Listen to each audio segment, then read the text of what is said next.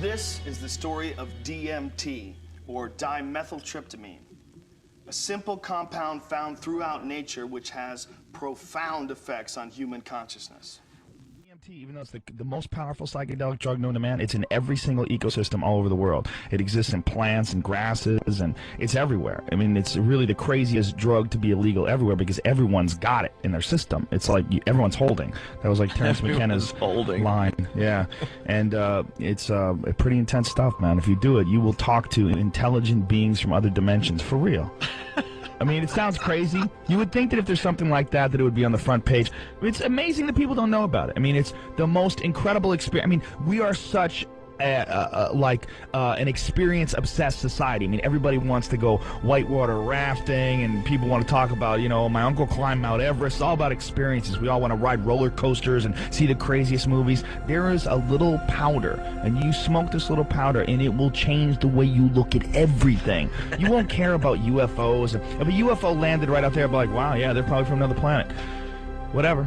It's not DMT. DMT is 100,000 times crazier than that. It's like mushrooms times 1,000,000 plus aliens. That's what it's like. And literally, I mean, it sounds, it's crazier than you could possibly imagine or describe. If you take DMT, you will communicate with something. And it's so beyond description that me talking about it is like trying to explain a kaleidoscope to a blind man. I mean, it just doesn't make sense. Like, there's no way you could explain it. I mean, it's so beyond anything you can explain. But something communicates with you when you do this stuff. And my words do it no justice.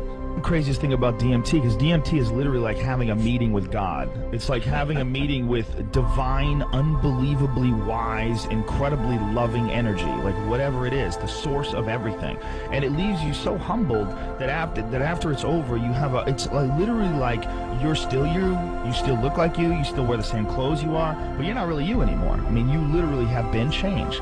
You know, you have experienced something that very few humans experience. And the thought to me that people can go through their entire lives and not know about this is an incredible waste of time.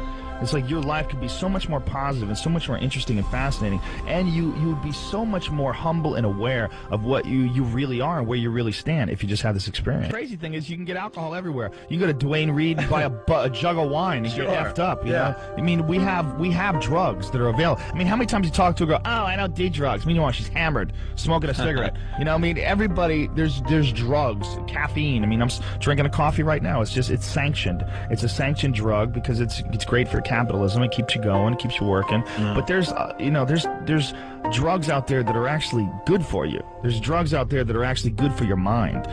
I do drugs because I find the state that psychedelic drugs put you in very fascinating and very introspective, and you can learn a lot about yourself. You can learn about a lot about life because it removes you and your ego from the equation. You get to look at things from like a newborn's perspective.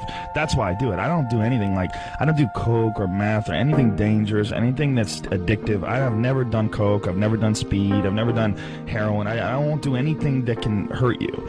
But psychedelic drugs, they're very different. With this big blanket that we put on everything, we call everything drugs. That's a broad term that encompasses everything from like NyQuil to DMT, you know? I mean, they're all drugs. I mean, they all affect your consciousness. It's like, how do they affect your consciousness though?